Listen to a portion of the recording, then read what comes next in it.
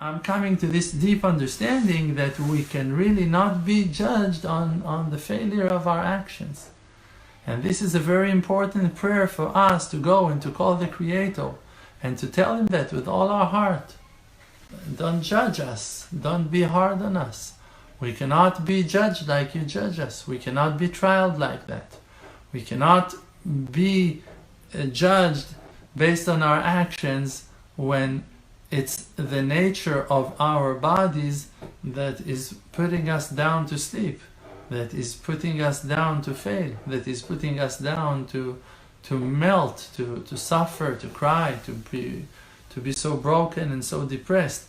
It's not something that we know how to change. If you're gonna come and tell us and give us all your secrets, gonna tell us the whole solutions, gonna hand us the key.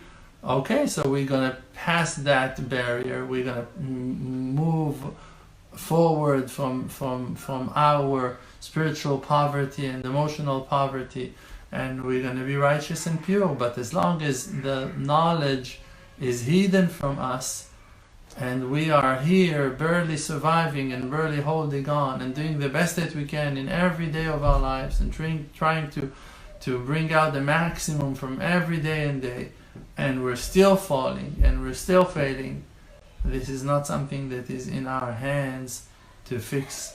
This is something that only the real kindness of the Creator to reveal His unconditional love on us might save us from Judgment Day. And this is where we should step into the picture and into this life situation, and to be strong about that.